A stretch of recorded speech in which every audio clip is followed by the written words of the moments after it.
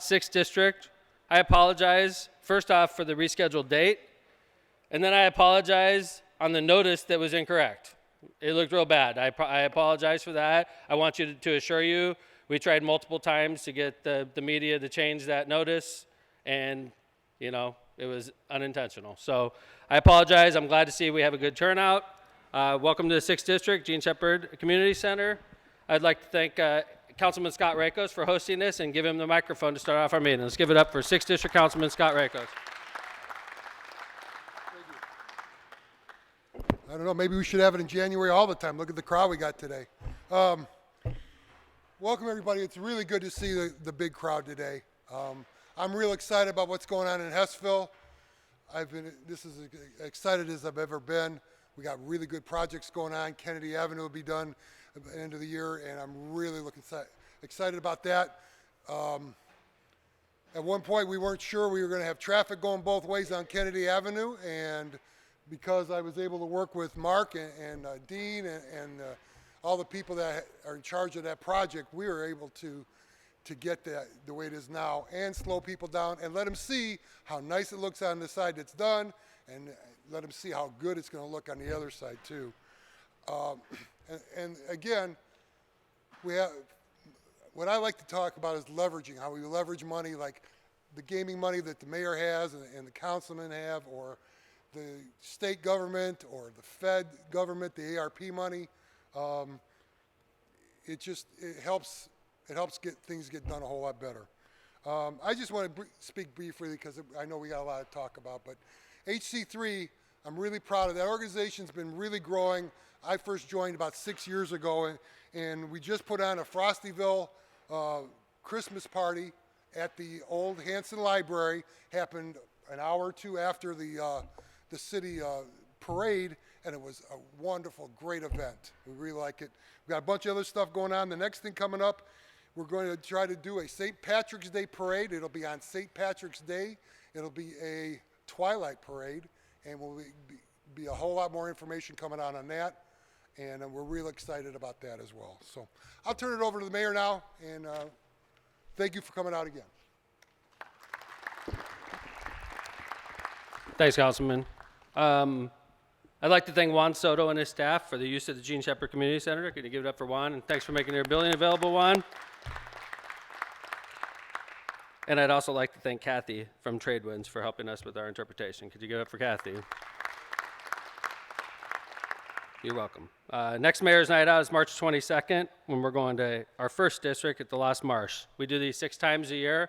As a reminder, if this is your first time, we go off the written question. So where's the main table, Eva? The main table is in the back there, right over there, right on the other side of the sound wall. If you come in, fill out a question, we get it to Sharon, who's right here. Sharon's going to be running things today. Eileen usually runs things, but she's still on vacation. She got stranded on vacation, so she couldn't make it today. So Sharon's going to be running it today. Sharon has a microphone in her hand, and so is Kim. And what they're going to do is if you have a question, so we start off with the subject.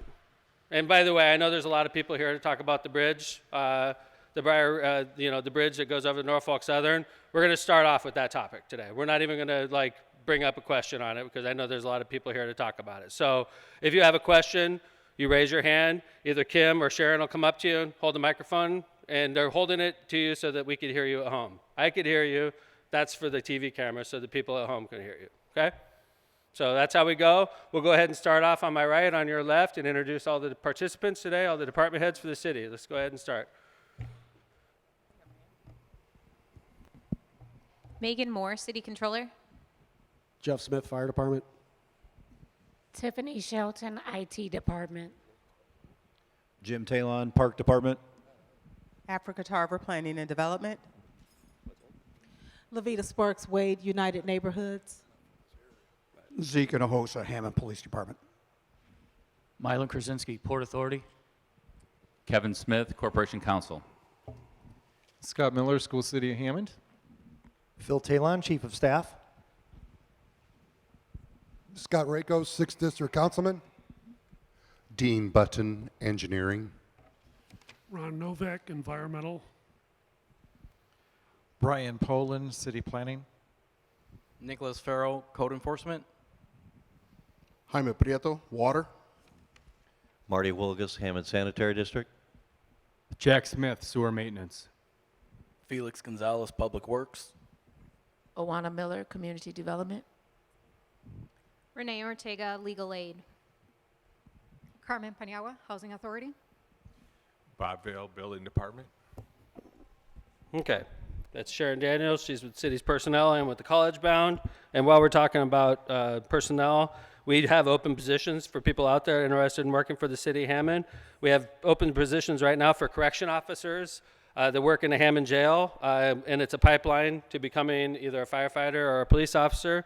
We also have open positions as kennel master in the Hammond Animal Control, and we have open positions for CDL drivers right now as well. So if you know anybody that satisfies any of these positions and lives in the City of Hammond, give them a heads up. And if they don't live in the City of Hammond and are willing to relocate within a timely manner, they could still get a job with the city. But city residency is required. We're here to talk, well, it's Mayor's Night Out, but I'm going to talk about an obvious topic because I know there's a number of people here that want to talk about the proposal to get state funding to build a bridge over the Norfolk Southern tracks. I find it particularly interesting. We're talking about this today because over the holidays, for anybody that lives in this part of the city, there was a train blockage for almost 4 days straight in Hessville. The train didn't move for 4 days. And I was thinking to myself, because I knew this day was coming where we were going to get together and we were going to talk about this issue, I find it helpful because that builds the case right there. When you're the mayor of a city, your job is to represent the city and take care of the city's problems. And when people give you, and the benefit of sitting in the chair I sit in is all the complaints in our city go through that chair. So I get the benefit of hearing what the main topics, the main complaints are in the city of Hammond. And without a doubt, for a Hessville resident, the number one complaint I get, and I'm not saying I don't get complaints about, crime, I don't get complaints about this or that, but the number one complaint I get from anybody that lives in this part of the city, this is where I live also, it took me 3 minutes to get here, is trains. And now we've gone through, over the years I've been mayor 20 years now. Over the years I've been mayor, I've learned a lot about trains. And I'm going to give you a summation of my experience working with trains. They are more powerful than a city. They have more clout than a city. They are more powerful than a state. They have more clout than a state. The Hammond police can't do anything about this. The trains laugh at them if they want to give them a ticket. Our governor can't do anything about this. Our congressmen can, our senators can, the president of the United States can. They just don't. Okay?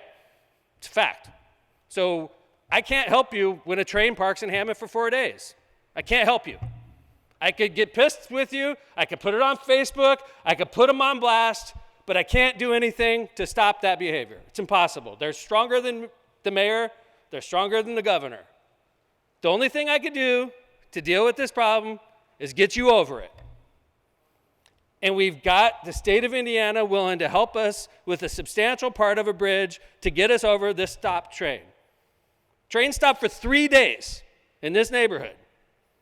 And that's the number one issue. And if it's not the number one issue, I'm making a horrible political mistake, and I'm going to suffer the consequences for that horrible political mistake because this year's election year.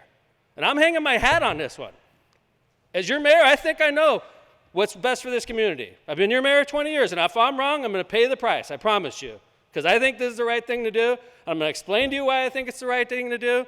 I'm going to tip my cap at your passion. For those of you that are worried about the environment, I appreciate you.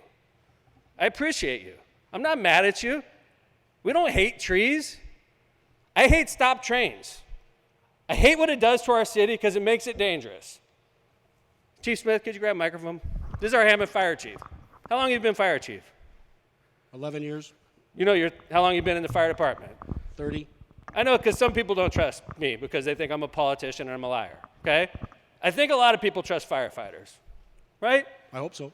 Okay. So I'm going to assume people trust you more than trust me. Chief Smith, did you realize that there was a stopped train in Hessville for 3 or 4 days? I was told about it from my guys over the weekend. So what happens now? Let's say I live by Hess School because I know where the weaknesses, the vulnerabilities of our city are. If I had a heart attack and I live by Hess School, my normal firehouse that's going to respond to me is Station 8, right? Yes. Right over there by, 63rd, 6300 block of Parish. okay. So that's the normal, so if I was having a heart attack at Hess School, that would be the station that responds. Yes. What do you do when you have a stopped train like you had? You got to reroute.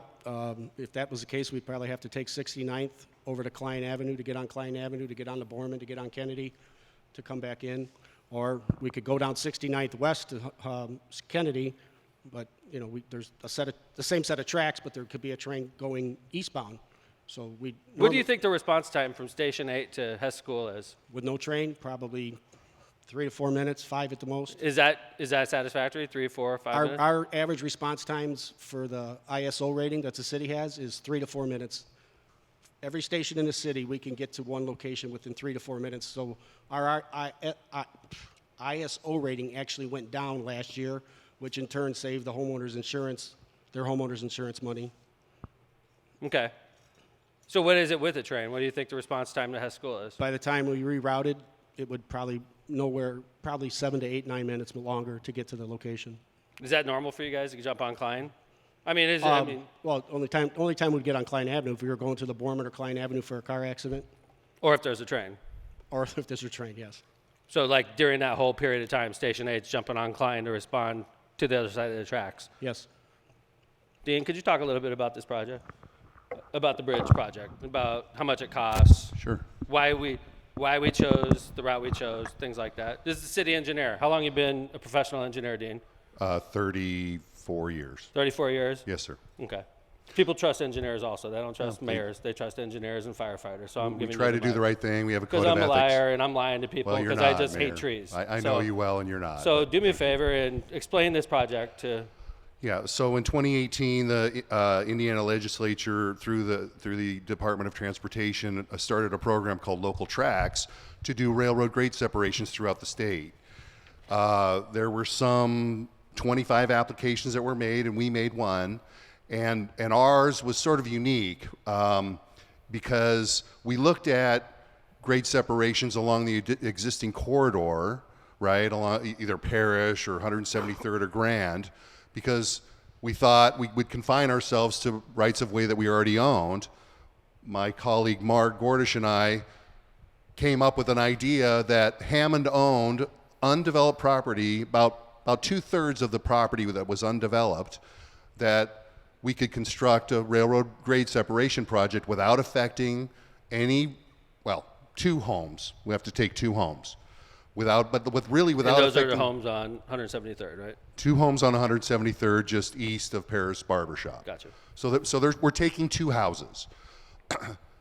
But any other project that we would have selected on 173rd or Grand or Parish, whether it be an overpass or a tunnel, would have affected easily 50 homes, whatever project we chose, and we would have taken 50 homes, and we would have impacted hundreds of residents' lives by the way they would have to access those streets in a different way. And I think particularly the area south of the railroad tracks on Parish, right, between 173rd and Parish, we would cut off all of the homes on the east side of the street, both north and south of the tracks, and the neighborhood there to the west of the tracks. You wouldn't be able to get out to Klein either because the tunnel was sort of blocking or the bridge was blocking. And so we thought that this was a very good, unique, sort of an elegant solution. What I didn't realize was the effect on nature, right? But I had talked to some key individuals throughout the city who lived in Hessville and sort of knew the area, and I was told that it was an area where kids sort of go back and, goof off and, run their all-terrain vehicles, and they sort of be kids, right? And they go sledding and those sorts of things, and sometimes they get into mischief and sometimes they get into trouble. But it wasn't. Nothing was ever really brought that this would be an environmentally sensitive area. And so we've researched that since then. We'll get that to in a second. How much is this bridge proposed right now? the construction of the bridge is a $10 million project, right? And how much is City of Hammond putting up, and how much is the state putting up? The City of Hammond's currently obligated for $2.5 million. The balance of that, the $7.5 million, is state. there's more complexity to that because there's also engineering fees and right-of-way acquisition, those sorts of things. And we're not doing this project. The city of Hammond's not engineering. That's a it's really good designing. point, Mayor. As part of the terms and conditions of the agreement with NDOT, they control the design and The state of Indiana. the state of Indiana, the Department of Transportation, is controlling the design not only on our project, but all of the local tracks projects in Cherville and Hobart and Elkhart, all the other communities that are involved. All of those projects are controlled by the state, right? So we have no we have input on sort of what we want to see, but NDOT's designer designs to NDOT standards, not to the Hammond standards. So there's, in some cases, they're over So designed. basically, if we want this bridge, we have to sacrifice local control. Exactly. There's no question. They're not asking. This is part of the deal. If you want us to pay for it with your local participation, you got to stand by while we design it and build it and just sit back, right? Which is wholly different than most of our federal highway funded Right. projects. Right. This- That's how the state of Indiana does it. They did the same thing with the Colt Stadium and stuff like that. This administration has made the decision that we will fund under all other cases, we'll fund the engineering, 100% upfront. We have the resources to do it. We control the project, we control the design, and we can implement the project in a much better way, we feel. We still have to follow all the environmental rules using federal money, the National Environmental Policy Act requirements, right? The NEPA document we have Okay. to prepare. I think we're digging down a little. Is Norfolk Southern putting anything into this? They're about $500,000. That was part of the requirement for local tracks, is that the railroad themselves participate in the project. So And they about wanted to $500,000. and they get rid of one at-grade crossing, which is why two at-grade. Excuse me. You're right. 2 at-grade crossings, one in Arizona, which Mm-hmm. is really not used that frequently. In fact, Right. it's not blocked that frequently. Right. And we did talk to Scott about whether or not that was okay. And Right. Parrish was the other one we agreed to close. Okay. All right. Thank you. I Thanks, appreciate Mayor. it. Then we put out a survey. Kevin, you helped us with the survey. Can you talk a little bit about the survey, how we chose the parameters, how many were sent out, and then I'll go through the results. And Eva, we have copies of the survey, and I don't think we have enough for this whole crowd. So could you throw a few on each table so they can be shared by the audience? Because, Kevin, we prepared, I want to say 15,000. Is that true, or that's too many? Too many, okay. Well, just, I noticed you didn't start with people trust lawyers. no, Better than yeah, Mayor. you're in my group. I'm a lawyer and a politician, so I don't got much.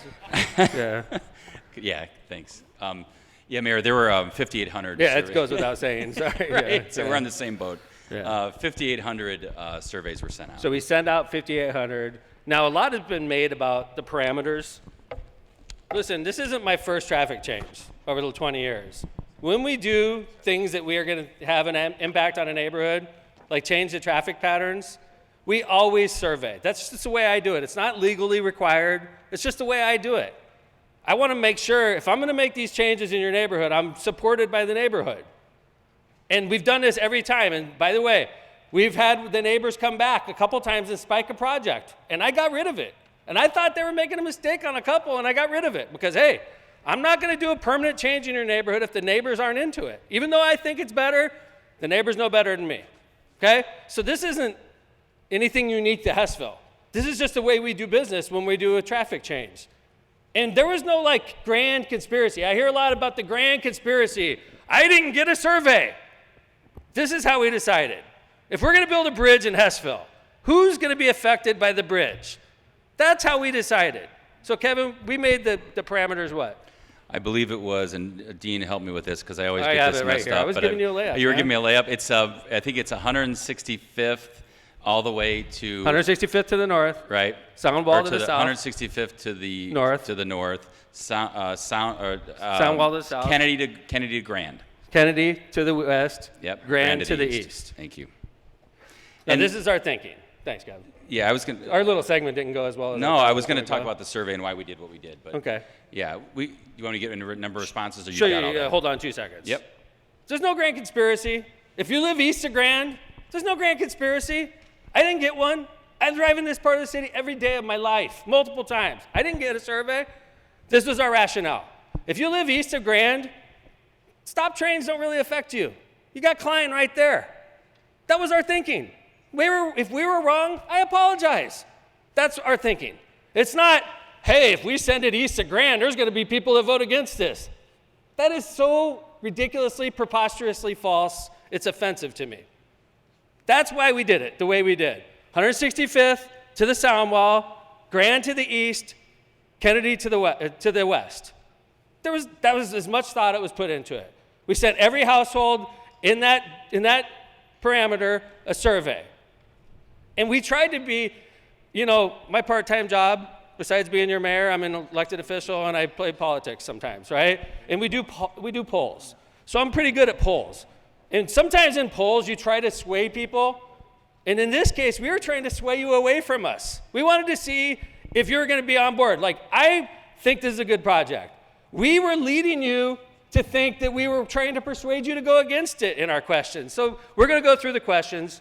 We had, by the way, out of the 5,000 something we sent out, we had only 630 come back.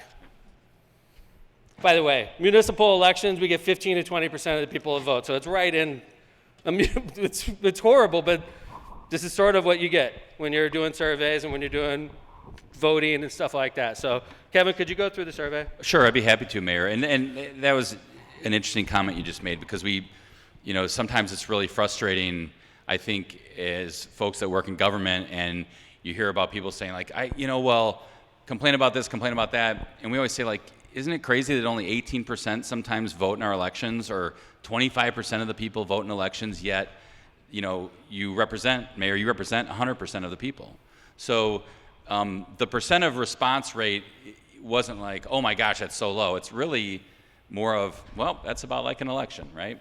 So just to talk a little bit about the survey, and I know the mayor wants to get to the numbers, and I'll let him do that, is that the idea here was to really look at the questions. And the process of that, by the way, was an internal group. We worked with the IT department, chief of staff, mayor's office, law department, and it wasn't the mayor looking over our shoulder saying, ask this question.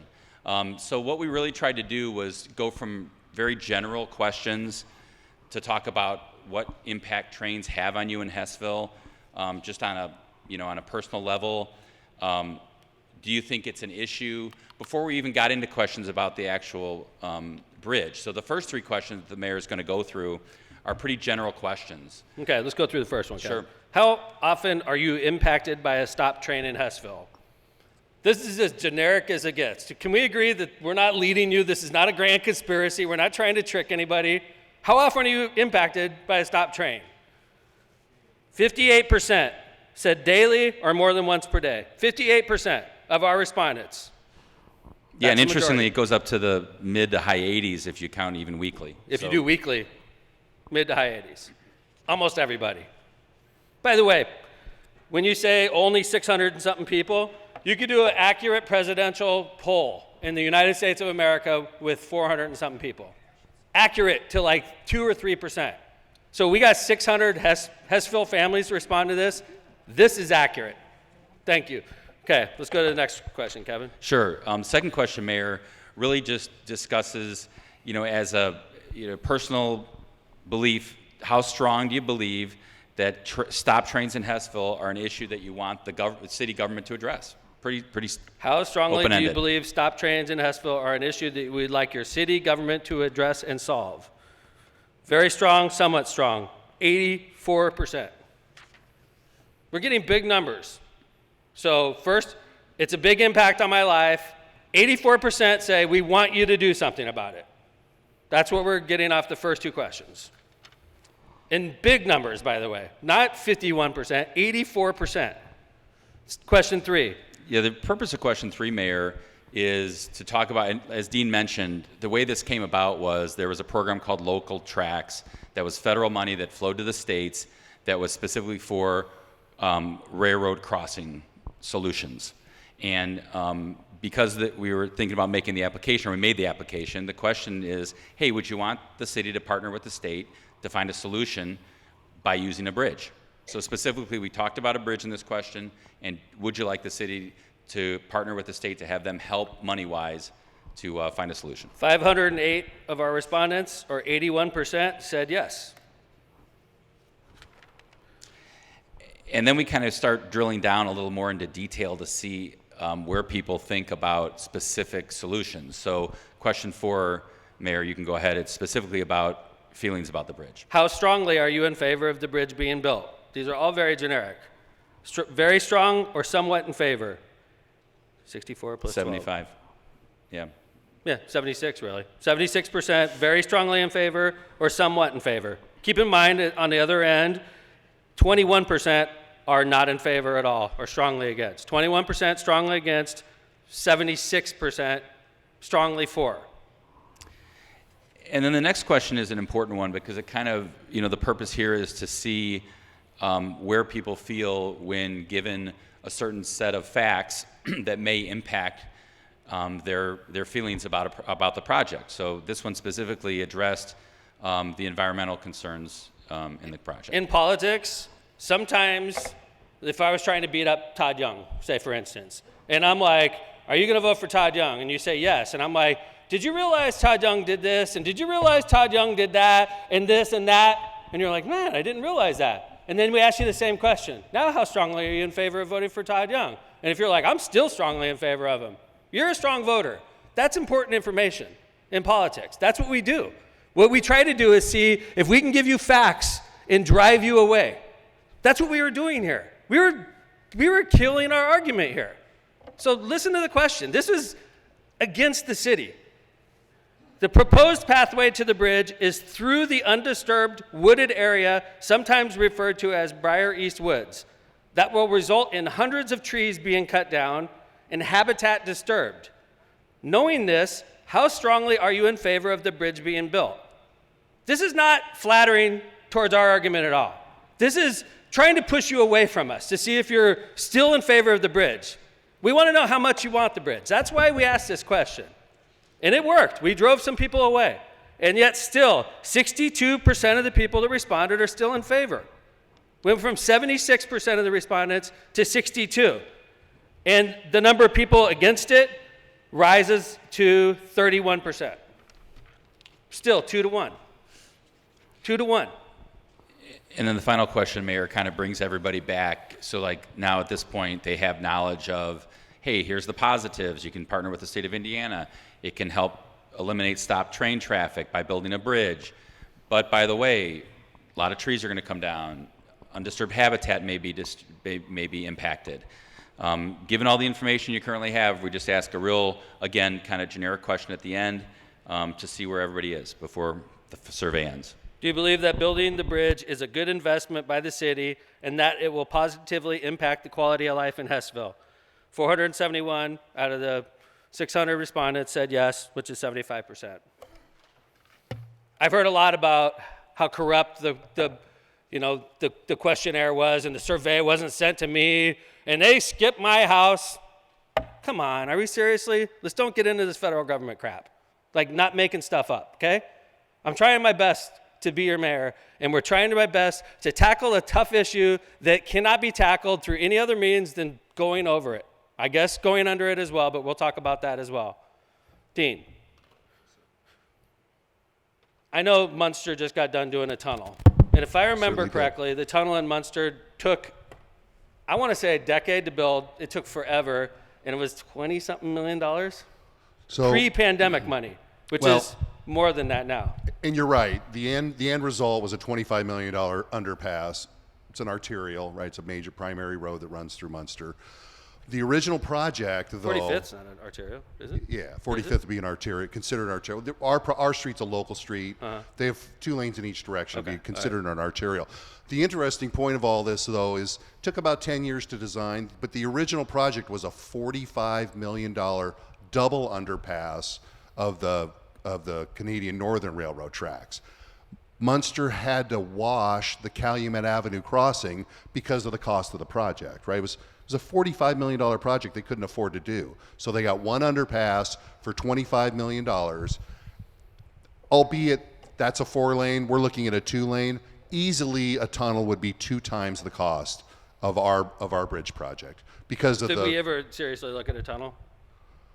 So we did after we went through an original evaluation of the alternatives. We did look at a tunnel, but the current alternative is still the the best economical, less impactful project than a tunnel. So how do I get my kids to school if I live at the Little Red Schoolhouse or around that area and I want to get to Morton High School and there's a stop train? I'll say this to myself. Yeah, you go down you gotta- 173rd, you take a left right by Paris's Barbershop, and you go up over the new bridge, and which brings you to 171st. First, yep. You take a right on 171st, You will, yep. and you roll right into And Morton you're High right School there. parking lot. Yep. When the bridge is completed, that's what will happen. We did this on purpose. We want to get you to Morton High School. Now, granted, I've heard the criticism. The kids that walk there, they're still going to have to walk. They're still going to have to go through the train. Unless they walk the long way, and I realize that's probably not going to happen with kids. I agree. That's the weakness. The kids that walk are still going to have that temptation to go through the trains. We got a picture right over here. Phil, you grew up in Estville, right? And by the way, thank you for bringing those. I know Gary Gleason got those to us. Could you talk a little bit about your perspective on this as the chief of staff, Phil? Sure. Yeah, I grew up in Hussville pretty much my entire life. In fact, my dad still lives on Kansas, same house we grew up in.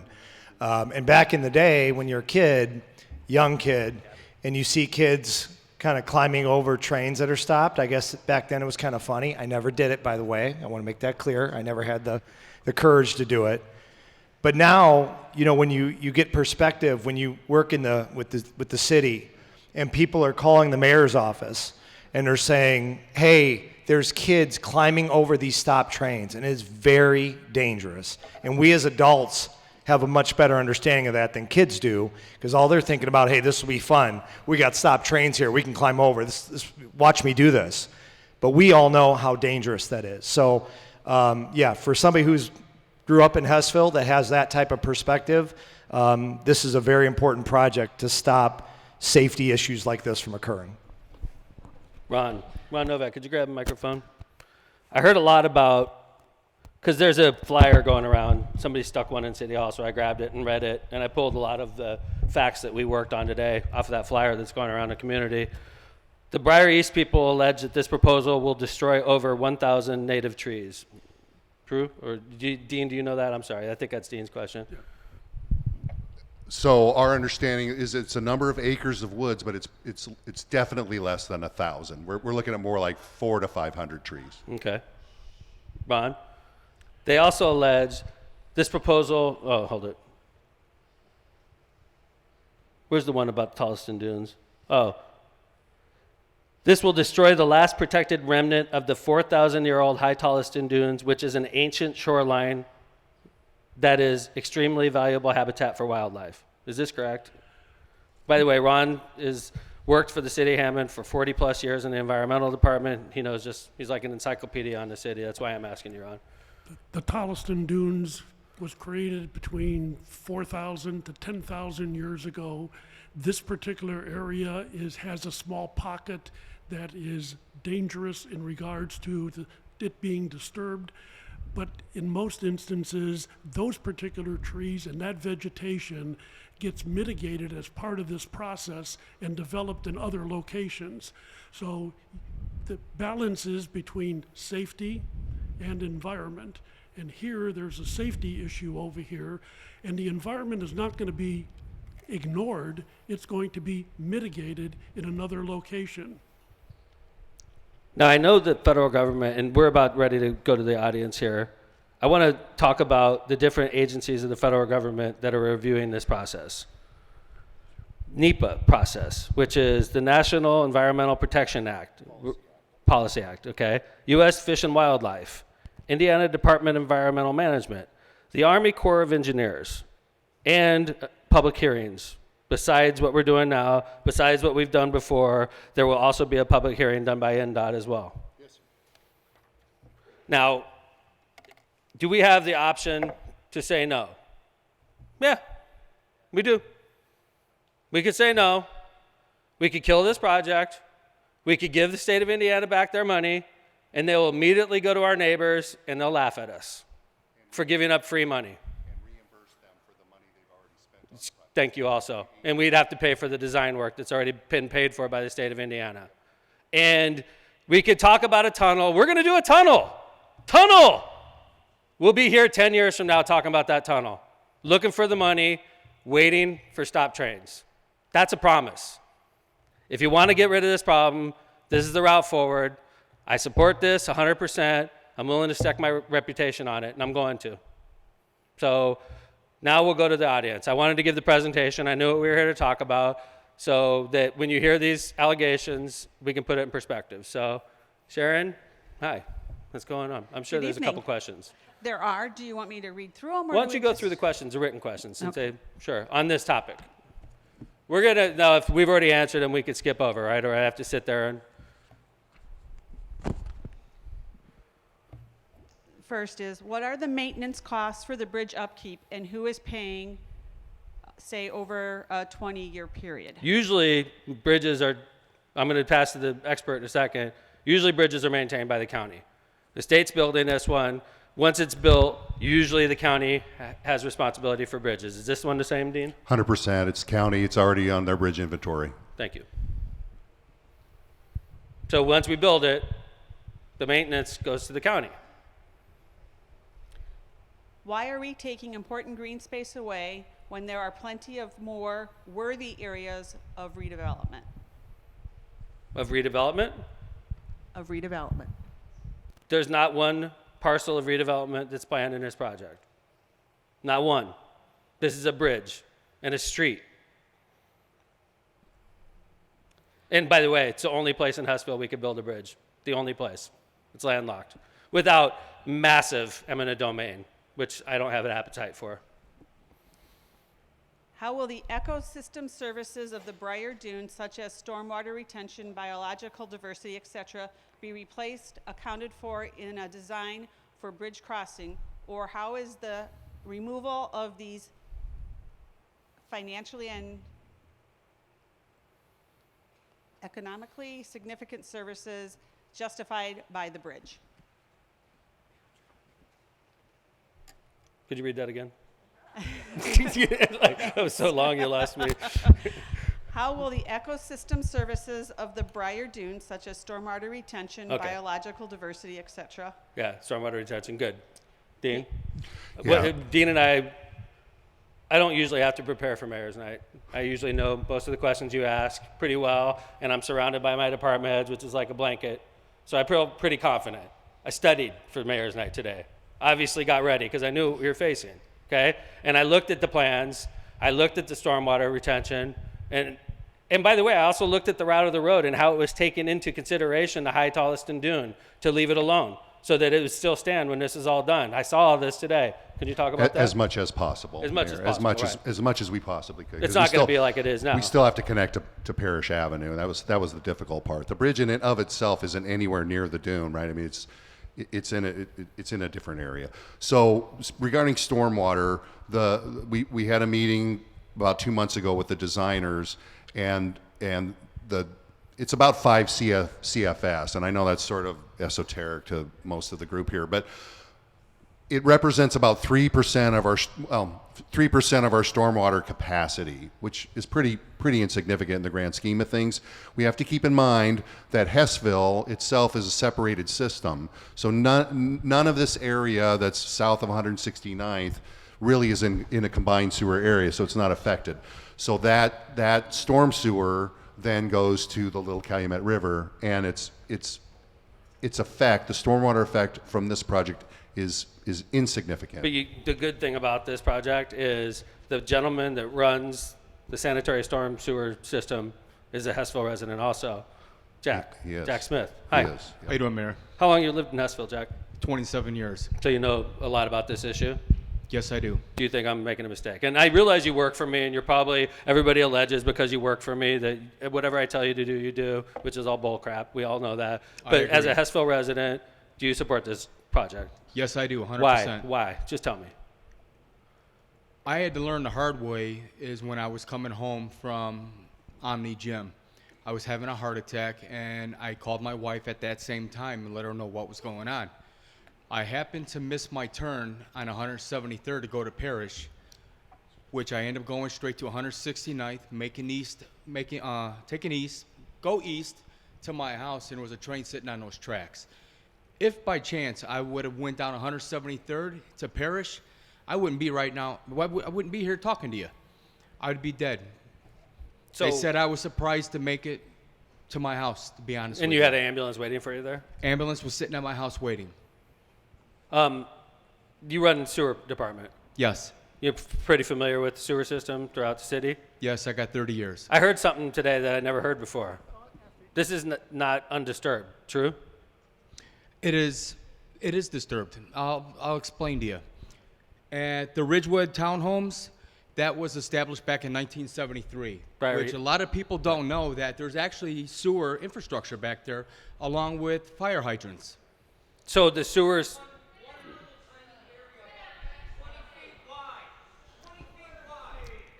Hold it, Jack. I'm glad this is coming up because let me throw Jack, this at you. hold on, Jack, hold on. Let me throw this at you. Yeah. The Chinese restaurant, the Mexican restaurant, the Kennedy Crossing, they all go to the rear of that property and flow right through there. So, Jack, let me ask you a question. So tell me, let's say, for instance, I live in the apartment complex there, and something goes wrong with my sanitary line, and it's just blocked up, and I can't flush our toilets, everything's backing up, the Chinese restaurant can't anything go out. This stuff happens, right? That's your job, right? You have to go out, and what would you have to do in a case like this? We'd have to bring out trucks and try to jet that. We would have to troubleshoot to where the problem is. So you would end up in this area? Yes. And you'd be digging. You'd have tractors. We'd be back there with our backhoes digging that area up to find out what the problem is, or we'd have to clear out an area to get our TV trucks back So there. basically, a right-of-way already exists in that area for utility work. Correct. And it's a water line, a sewer line. Sanitary, you got storm, you got fire hydrants that are back there, and actually at 171st in Kentucky, that's where that large line runs through. So it's not undisturbed. Correct. Another interesting thing I saw today, Dean and Ron, you guys are great. So they pull out photos of Hessville in the 1950s, another photo of Hessville in the 1970s, and then a photo today. Ron or Dean, could one of you guys explain to me what you saw in this from this area? I mean, because you saw the high Tolliston Dune, right? I don't know who's more comfortable talking about it. I fear that people are going to get tired of hearing my voice, Mayor, but That's thank all right. you. I've known you appreciate for the like opportunity. 10 years, Yeah. and I'm not tired, so. Thank you, Mayor. I do appreciate. So I printed out online. You can get historicalaerials.com, right? So I went to historical aerials because I didn't have any other source of aerial photography, and I did go to Google and printed out the current aerial that showed sort of the overgrowth in the area. So it's all very clear, and I'm happy to talk to anyone about this. In 1973, it shows the construction of the Briar East apartment building and the Ridgewood Townhomes pond. So it shows the development of that area, and I thought that was pretty eye-opening to the extent that that was. And you can see that a lot of the area does show some original forested ground, but much of the area was farmland at the time. Including the area we're talking about. Including the area that we're talking about. It's And so literally if you- farmland. If you look at the aerial from 1959, you'll see clearly farmland throughout the area, and the in the area related to the Tolson Dunes is shown in terms of some certain forested area. Thank you, Gotcha. Mayor. Thanks, appreciate it. All right, what's the next question?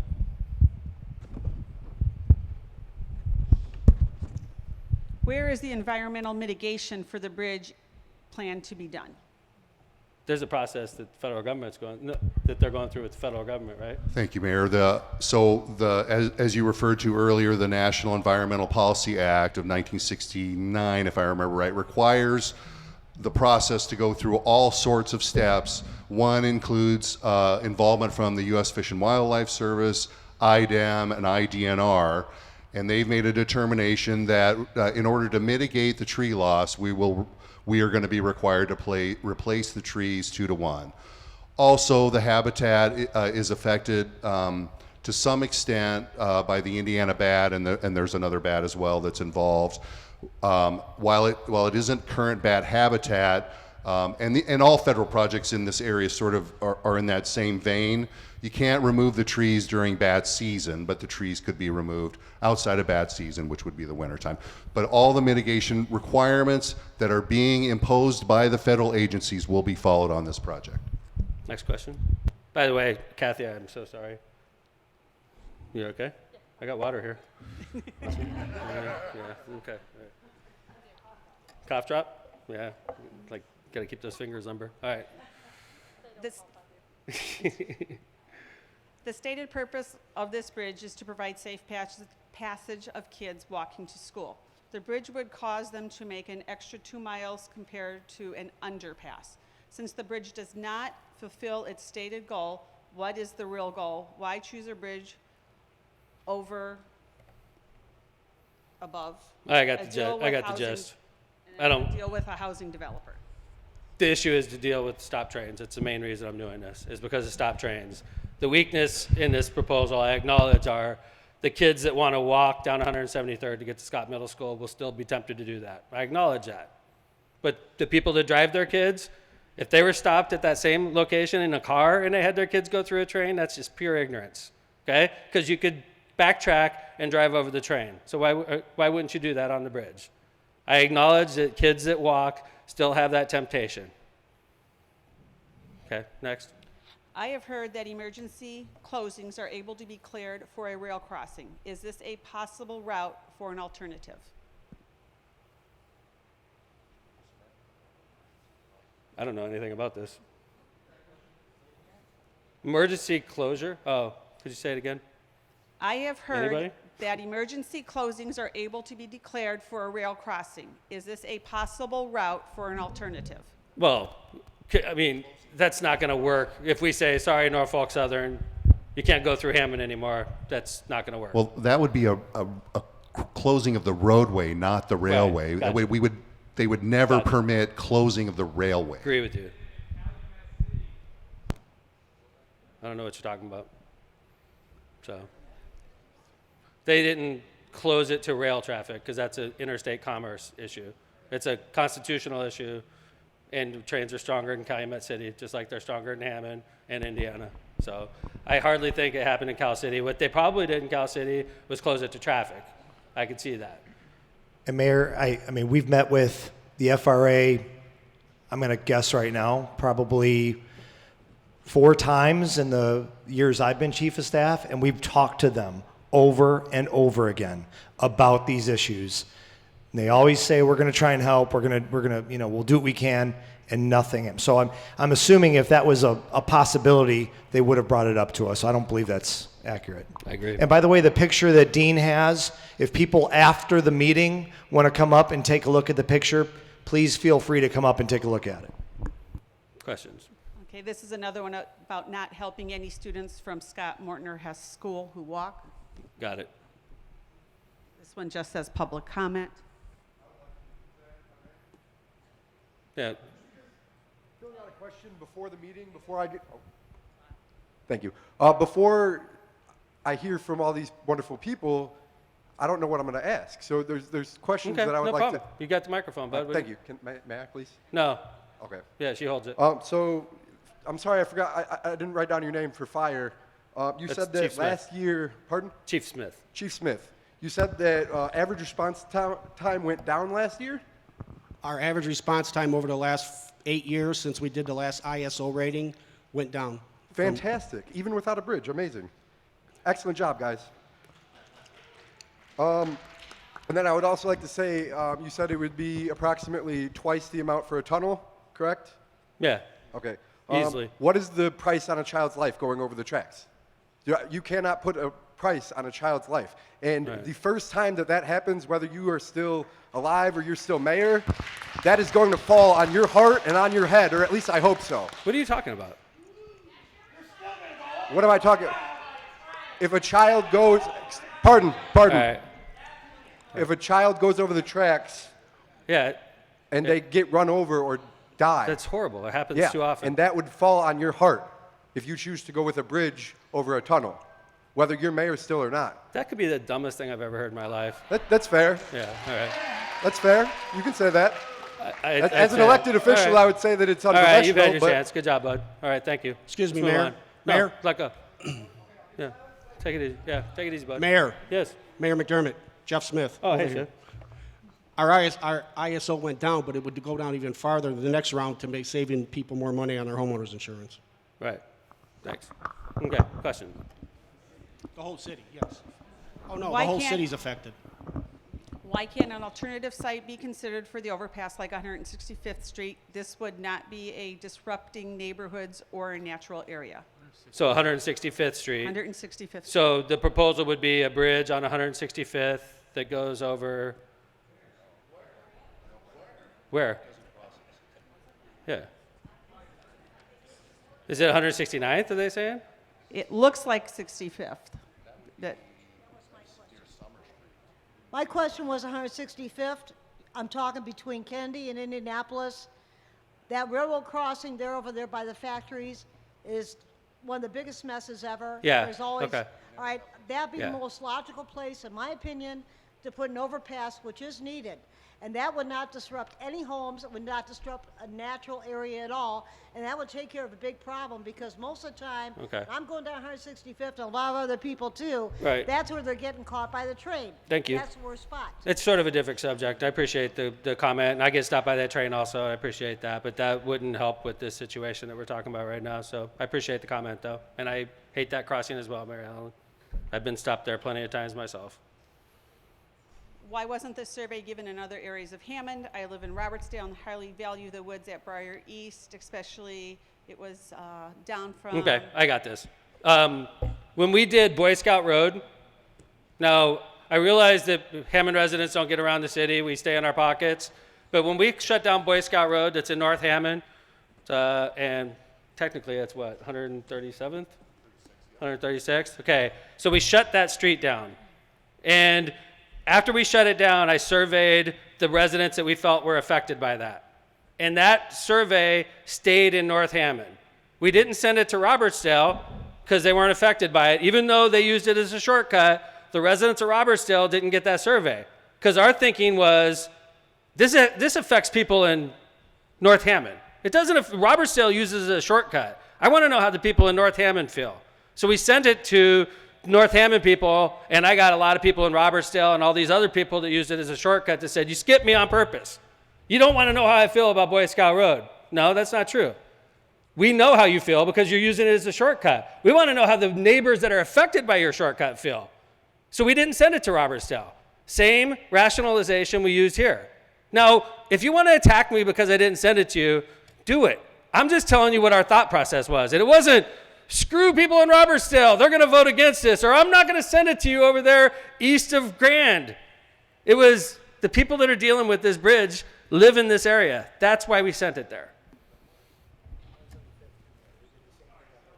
Yeah, you're right.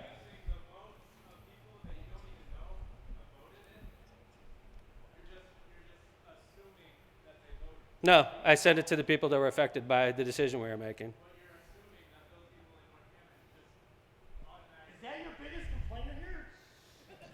Just, right. We're talking about Boy Scout. I don't need to talk about Boy Scout Road, so. I was talking about it as an example. If you want to relitigate Boy Scout Road, that was 5 years ago, so. Is there an artist drawing of the overpass? Yeah, we don't have it here. I apologize for that. It's not good for them, but we should have had it here. It's Mayor's Night Out, quite frankly. I was ready for this, but we didn't have designs and everything ready for you. I apologize. It's out there, though. It's on the internet. It's on Go Hammond. Yeah. Exact location of overpass, homes to be taken out, where exactly? It's 173rd, east of Paris's Barbershop. The 2 homes there have to be taken for this project to happen. I apologize if you live there. It's not a decision we're making lightly. I hate when we have to do this. Sometimes for progress, do you live there? I'm so sorry if you live there. Do you live there? Okay. Okay. You have a nice neighborhood. I love your neighborhood. I love your neighborhood. Where's the other end going to go? 171st. I don't see how you're going to go Okay, north. bear with me. Bear with me. North of the railroad track is that housing subdivision. Yes, ma'am. Hold on. Okay. So you go, if you think of where 171st would be, think about Morton High School on 171st. And you know how it dead ends in the woods there? It's not going to dead end anymore. That's going to continue west and intersect with the north line that's coming off of 173rd. Okay? So when you get to, so you'll, right by where you live, right by Paris Barbershop, you'll go and you'll start getting up over the bridge. And when you come down, you're going to hit a T intersection, which is a new intersection we're creating, which is 171st.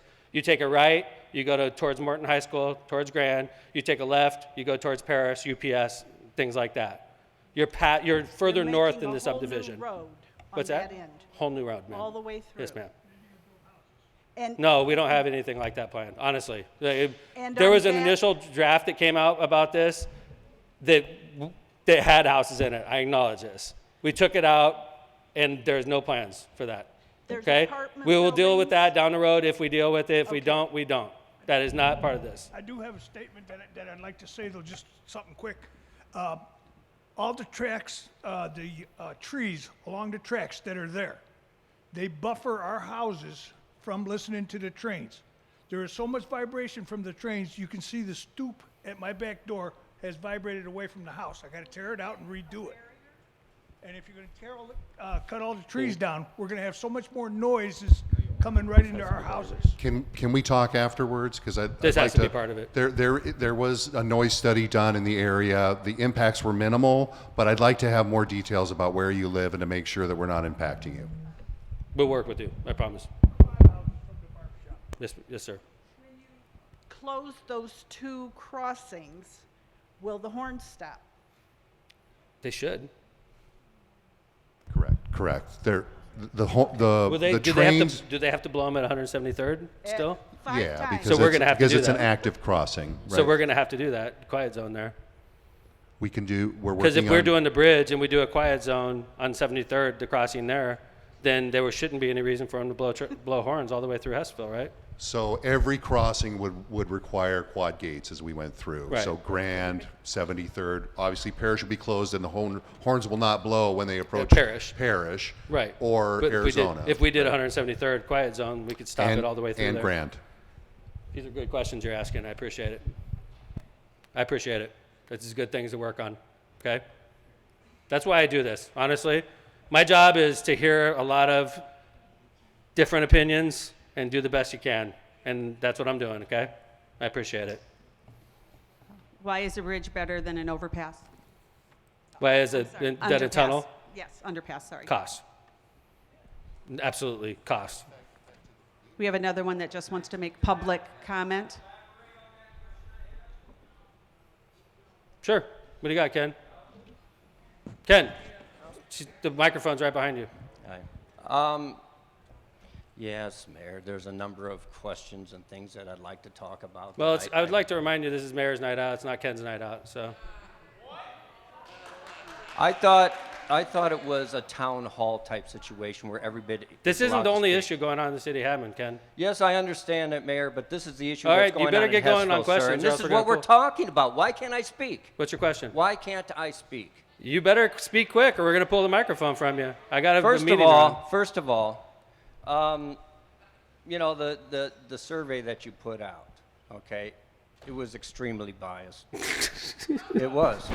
It had railroad crossings all over it. Oh, my It had goodness, ridiculous Ken. You're so questions on funny. it. And when you didn't mention anything about any other options, you never mentioned anything about that there were 4,700-year-old dunes in there. You never said, you mentioned one thing about trees, that was it. Nothing about all the other natural habitat. Okay. I'm still waiting for a question. Well, the point was, you want a question? I'm just making some responses to what we I don't see need here. your responses, Ken. I have seen Dean Ken, I don't Button's need. map. All right. Ken, Okay. he's not going to have response. You don't have a question? Then we'll go to people that do. Can I, Dean, I saw that map of yours, okay? And we did a comparison of the overlay of your bridge and the existing dunes that are in there.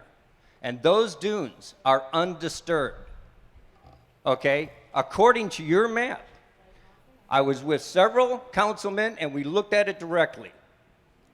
Those trees out there are undisturbed and those dunes are undisturbed. So what's your question? I don't know what you're comparing it to, but it's completely wrong.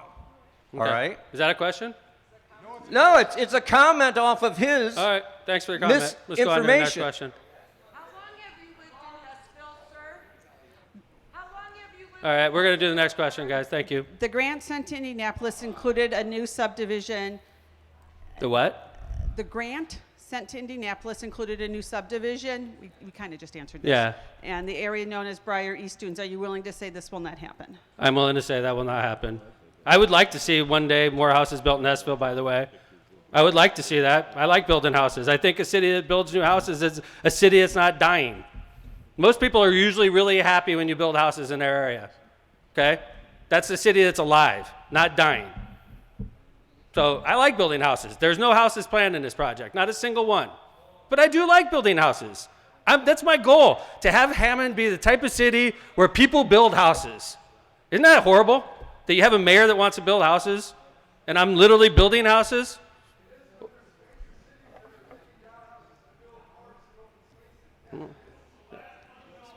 Keep on shouting out, guys. Appreciate it.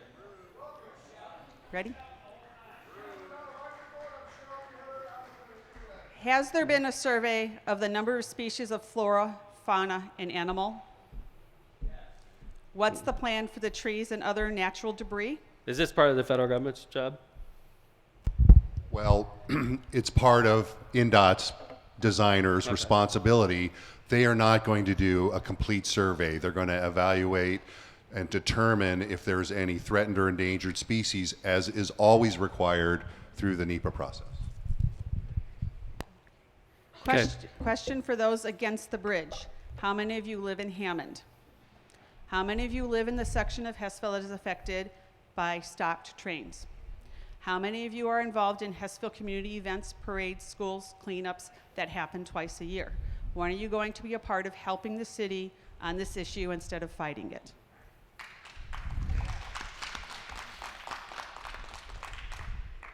How can this lead to better infrastructure and planning concerning, not limited to, traffic to from businesses, biodiversity, conservation of natural life, greener ways to travel, foot, bike, etc.?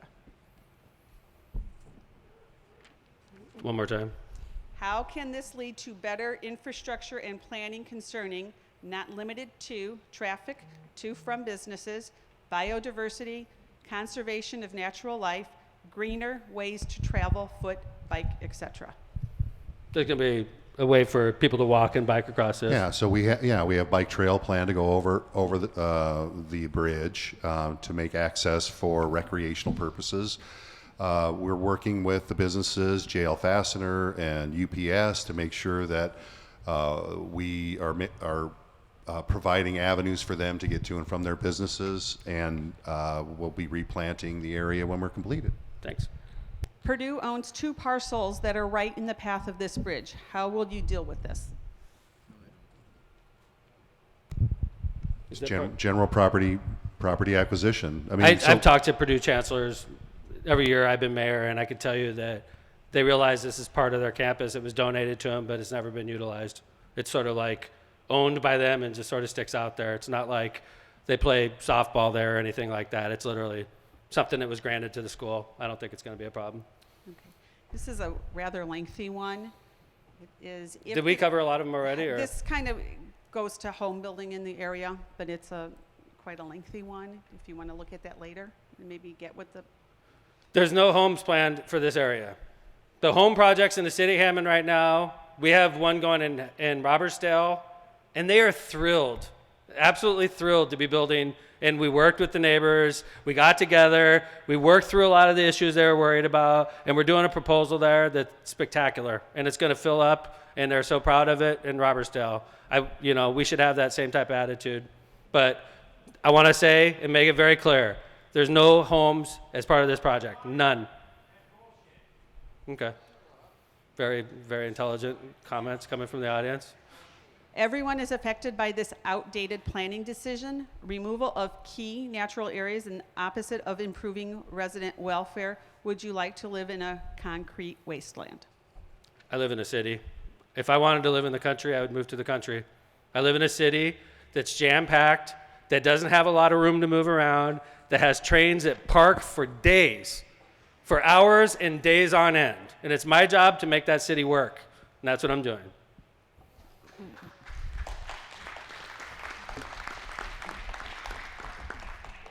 Replanting complex ecosystems at alternative location is an extremely difficult and costly, not to mention uncertain proposal. Our Indiana dunes are a national treasure. The proposal to replant trees seems insincere. Why isn't this being addressed? This is a tough issue. It's one of those issues you have to balance, and I think that we're making the right decision, and I stand by it. Is that all the questions on this issue? That is all the questions on this issue. I appreciate everybody that submitted a written question. We're going to respond to all of those questions. We got your address if you put it down, and you will get a response from us, so thank you. I don't know how much more we have to talk about this, being honest. It's not one issue. Ma'am, did you have a question? So I wonder, thank you, if anyone had thought about designing a, let's see, on Grand Street between 173rd and 174th, a pedestrian bridge that could be built to withstand the weight of an emergency vehicle will have a light on either side of it so that an emergency vehicle could use it, but it would also have a walkway for children. Right. And then before and after school, the school board would pay people to serve as bridge crossing guards so that if children wanted to cross, they could cross. And then otherwise, I've heard rest some would pay. proposals similar to this, ma'am. The one was in the same approximate location. Well, no, this was on 173rd.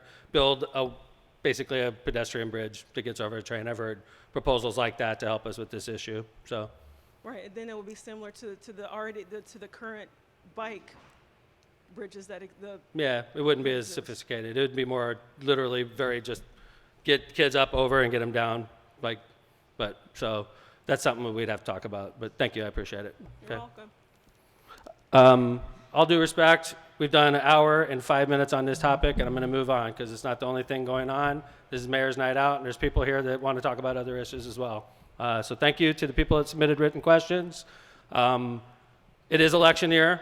I've announced that I'm running for mayor, and I'm going to campaign on this issue because I'm making the right decision. And I imagine I'm going to get overwhelming support because Hessville residents know this is the right decision. And I'm not denying the fact that there's a passionate minority of people out there that oppose this project. I respect you. I appreciate your passion. But we're moving forward with this project. And if you want to keep on coming and jamming up Mayor's Night every month, you have that option. But I'm still moving forward with this project. If I return this money, I'd be committing mayor malpractice. And I'm not going to do that. So being mayor is not easy. This is a perfect example of it. So we're moving forward. Thank you for that. And we're not going to talk about this issue anymore. So let's move to the next question. Okay, this is a question about Gibson Park. Okay. Can the city provide a workout center where the old backstop is located? Swing sets need a paint job and need garbage cans on Parkway Street and Kenwood. Where's Jim? Hey, Jim. Gibson Park. Which park were we talking about? Gibson Park. Gibson? Right. Oh, Gibson? Yeah. Yes, sir. How you doing? Yeah, so I do Meals on Wheels and I go by the City Hall and you guys got that beautiful workout center there in Martin Luther King. And I was wondering if something like that could happen in Hessville. That's a great Whether it be idea. Hessville Park or Lost Park. Lost Park has a walking trail. A lot of people use it. And there's an old backstop that I played Little League there 60 I know exactly years where ago, you, I know and exactly. nobody uses it. And I thought that'd be a nice location for a workout center. Write it down, Jim. I like that idea. It's a great idea. Thank you for the recommendation, sir. And as far as the swing sets, they're old. They're probably 60 years old. They need a paint job. They're nice old swing sets. They need to be. We want our kids to, when they play there, to feel like they're being cared for. And if we paint, just all they need is a paint job. And garbage. There's no garbage cans on Kenwood, which is the, running east and west on one side and east and west on the other side Parkway. There's a 4x4 post with a hook for garbage cans, but there's no garbage can on either side. There's only garbage cans on Delaware and California. So I think it would help with the litter if there were more garbage cans for people to. Okay, yes, sir. We'll look into that. We are also looking at the fence around the playground. I know we've talked about that fence as well. Thank you, sir. And he has a written question? Yes. Good. Yes. Give me a copy of that. Yes. I love that idea. Thank you, sir. And those little, they're like the outdoor workout equipment. We got it in Columbia Park. We got it in Martin Luther King Park. They're used a lot. Irving Park, yes, sir. Yes, sir. Exactly. Agree with you. Great question. Thanks. Like I said, this is why you do Mayor's Night. This is why you talk to residents. You guys have better ideas. So And when you have 80,000 people that live in a city, there's a lot of great ideas out there. So thank you, sir. Is it legal to pump your sump pump from your house to the street sewer?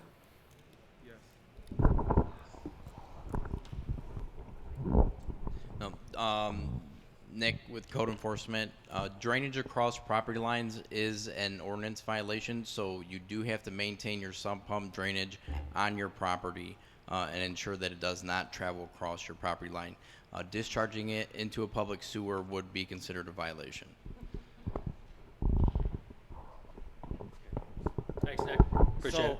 So that means that someone can't dig a hole from their sump pump in their backyard. I have a feeling there's something going on here. Underneath the sidewalk to the street going into the sump pump. Absolutely not. Oh, okay. Tell me this isn't one of my employees. And what if they actually spray paint on the street, sump pump, and we see city people looking at that?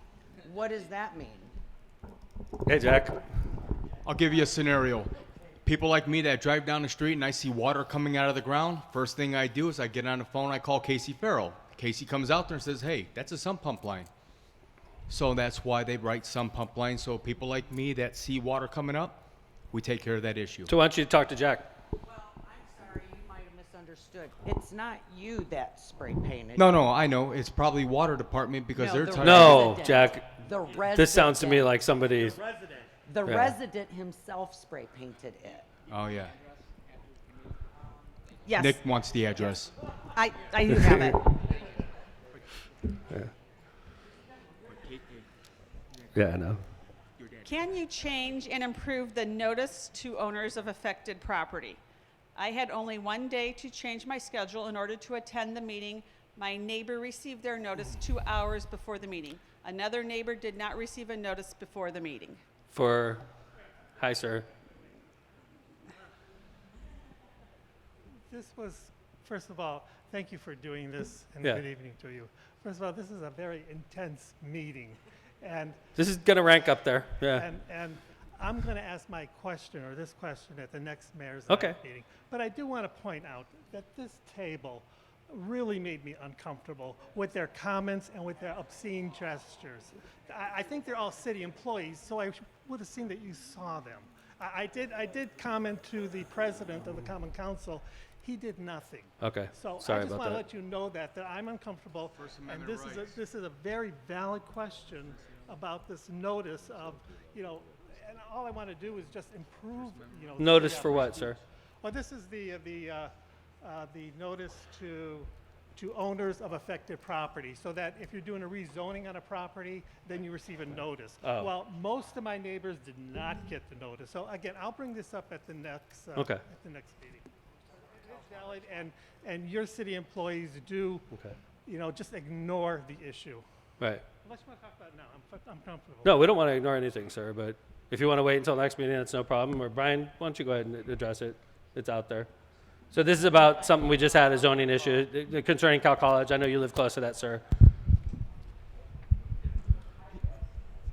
It's okay. Come on, guys. This wasn't the most ideal, mild-mannered meeting all around, so.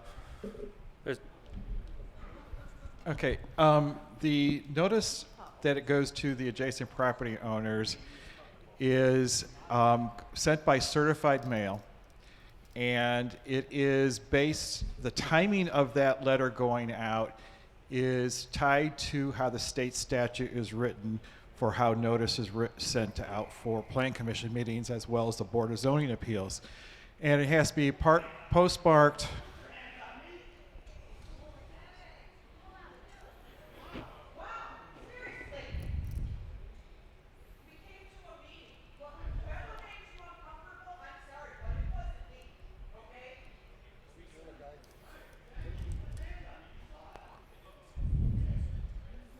Okay. No problem, man. Okay. The notice is postmarked a minimum of 10 days before the meeting. At our last Plan Commission meeting, it was a case that the staff handled, and we actually postmarked it 12 days before the meeting. Unfortunately, we are not in control of the Postal Service as to how quickly they deliver the mail. And as most people know with certified mails, you actually get a notice that a letter is available, and you have to actually go to the post office to pick it up because it has to be signed for. And those things are kind of outside of our control. We can talk about, maybe changing it to on a regular basis to 12 days or 13 days before the meeting, but we still are at the mercy of the Postal Service. That statement that you just made is an excuse for taking away the choice of residents participating in these meetings. The question is to provide a solution to restore that choice for the residents. Now, you paid $8 for one certified mail. At least that's what my post office said. And it went through South Suburban Illinois. Do you know the service being provided by the post office? How does the post office deliver mail? Well, you just described that. And what you described was pre-COVID. Post-COVID, what the post office does is they just take the certified mail, put it in the resident's mailbox, tear off that ticket, and there is no proof of delivery, and there is no signature. They also require their mail carriers to only deliver 5 certified mails a day. Okay. So again, I'm asking for solutions, and I have some suggestions if you want to listen to them.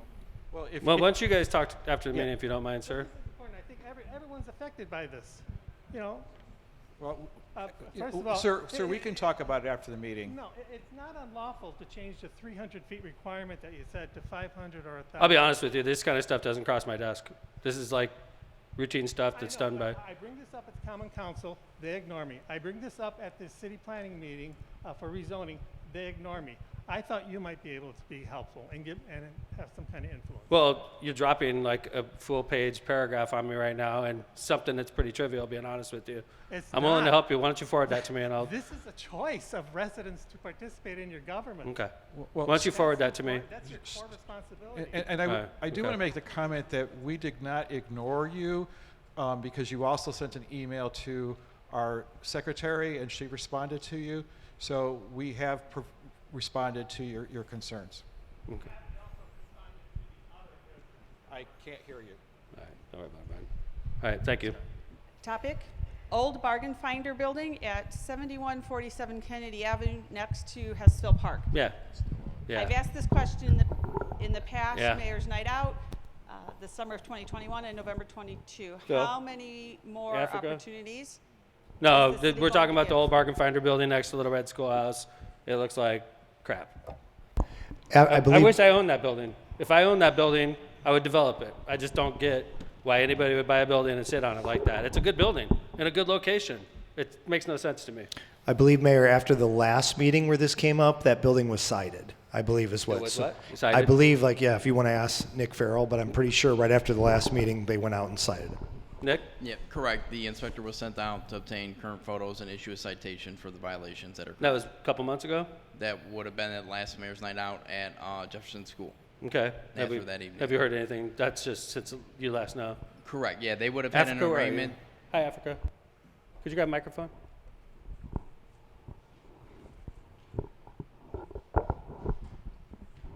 You know, I know Ann is not here. She's ill and she couldn't make it.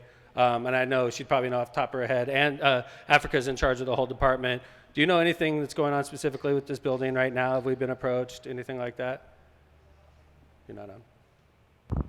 I do not know. I know they say that in the last meeting it was brought up and code enforcement was made aware of the way that the building looked, but I don't know of anything that's going on. I know in the past we've tried to work with the building owner for development at that site, but at this point in time I don't know of any plans that they have. I tell you what, if I owned that building, I'd put a restaurant there and it would do well. Yes, sir. Hi. Yes, sir. I remember that. The thing is, just today I went by there and there's a building permit on the door that expired December 2021. So nothing's going on over a year. Nick, give me a report on my desk. Let's just. So like permits are good for up to a year.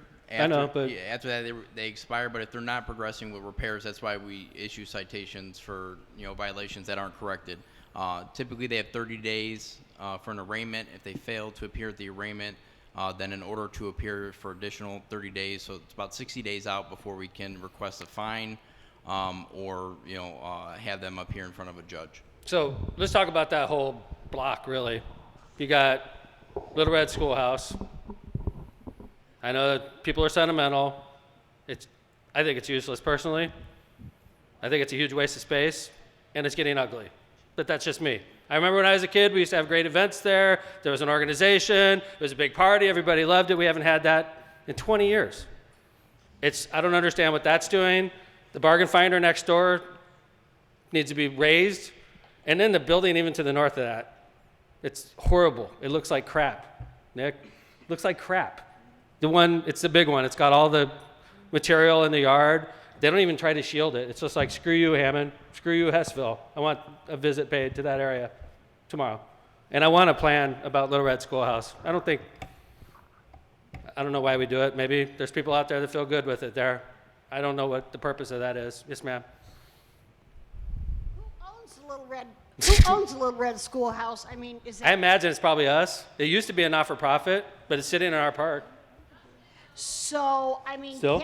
can't they do something with that bargain finder nasty-looking building and That's the one I'm make talking Little about. Red- Mayor, destroy it, be gone. so because this has been brought up, what we will do is try to reach out to the property owner and have some conversation with them as far as what their plans for future development is. It's a fail. Yes, sir. He's saying he keeps hearing about the new owners, and he's right. And by the way, sir, thank you for showing up. You know the saying, squeaky wheel gets the grease? You are the squeaky wheel, and I appreciate it, okay? And I'm going to try to grease you, okay? So, that sounded really bad, but I apologize, okay? You are right, dead right. I was literally, and I know this doesn't make you feel any better, I drive on Kennedy every day of my life. I drove by it today, and I was looking at the bargain finder building, and I'm like, code enforcement needs to rock this person's world. It looks like dog crap. It is an embarrassment, Nick. I don't know who your investigator that drives by it every day and thinks that it's satisfactory, but it's not. I was thinking about it today. Doesn't do me any good because you asked the question first, but I promise you, I acknowledge you're dead right. And I'm on it, I promise you, okay? Keep coming to Mayor's Night, please.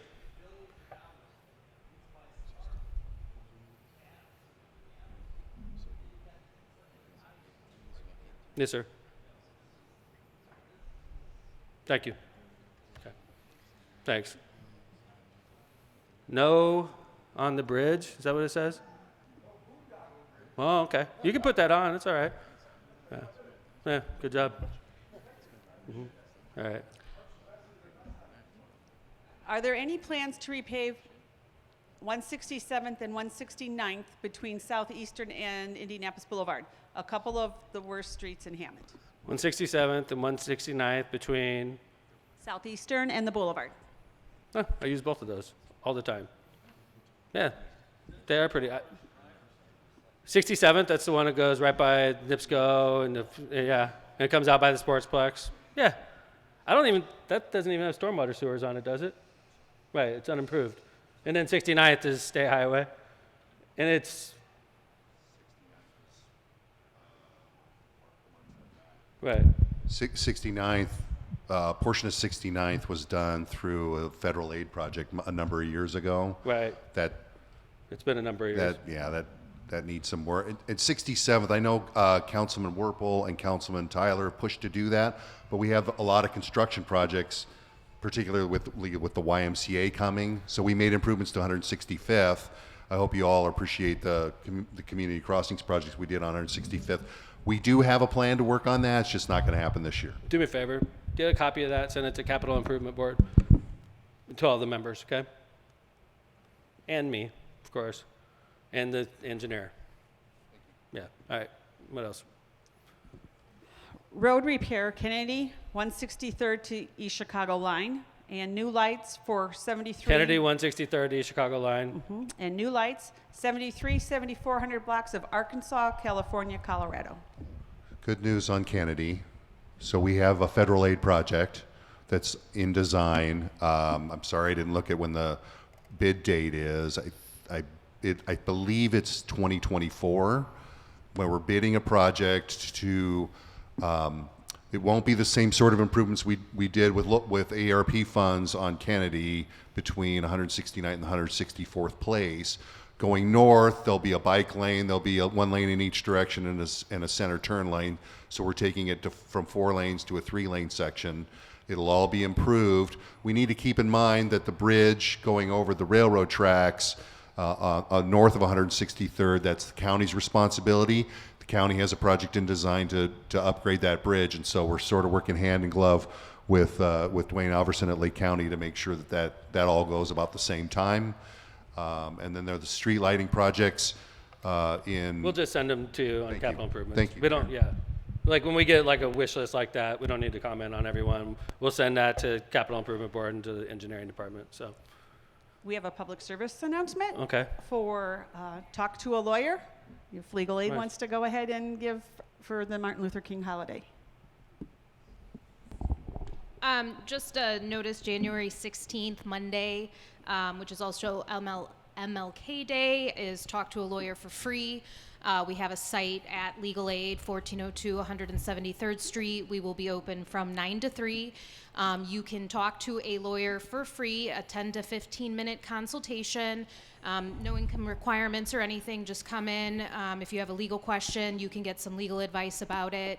And talk to a lawyer. It is county-wide, so we do have a flyer in the back that lists the other locations, and if you can't make it out, there's also a number that you can call to get your questions answered that way. So if you guys have any questions, feel free to stop by. So Renee, it's at Legal Aid, which is on Chestnut and 173rd. Yes. Right, and it's what time again? I'm sorry. We're going to be open from 9 to 3 that day. Thank you.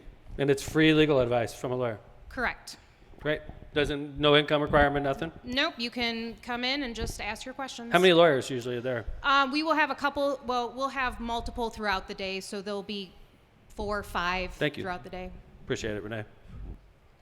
We have our MLK March on the 16th. Oh, yeah. Could you mention that? Jim? Or Luana? Luana, where are you? Hi, Luana. Hey, Luana. You were hiding back there. I didn't see you. Monday, January the 16th, starting at 6:30 in the MLK Freedom Plaza. We will be marching from that location to the Hammond Civic Center to have the MLK annual candlelight celebration. It starts at 6:30 a.m. Hopefully we have the same weather that we do today, except I don't think it might be like freezing cold, but. Yeah, it usually is. It usually is. Yeah. But everyone is welcome. It's great, and since we've done the upgrades to MLK Park over there, we started in Freedom Plaza, and it's a gorgeous plaza surrounded by MLK quotes, and we do the march. So we suffered a loss in the Hammond Library. There wasn't a personnel loss; it was a loss of the library actually during the cold snap.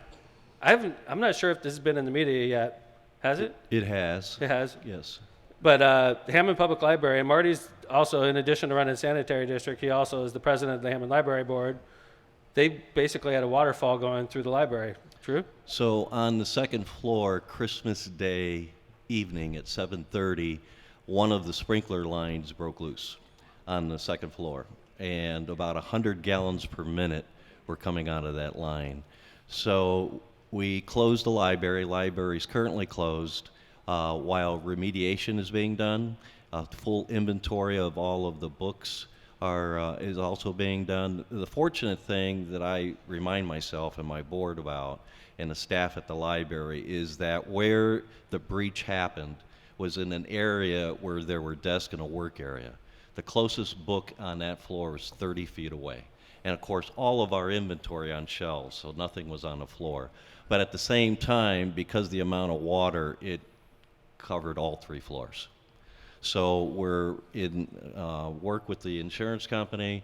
We've moved almost all of the carpeting out of 90,000 square feet of that library, 3 floors, and we're working diligently to as quickly open up a small portion of the library so that we can service patrons, and as we continue to do the construction on other floors, and so I'll keep the mayor and the staff updated. Thank you, Marty. I appreciate it.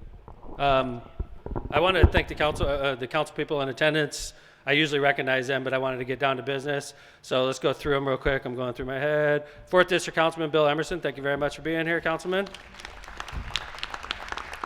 5th District Councilman Dave Warple, thank you for being here, Dave. I don't know if you're aware that your councilman in Hessville is the council president, Scott Rakos. Good job, Councilman, Mr. President. We have Janet Vanez, Councilwoman at Large. And then we have Dan Spitelli, Councilman at Large. I know this was a tough meeting, and I know emotions were high. This is my job, so I'm not offended. But I just want to thank you, and I appreciate all your passion. You know, with everybody's passion, if we make the right decisions, you know, we can make Hammond the city we all want it to be. So God bless you all. Be safe driving home. And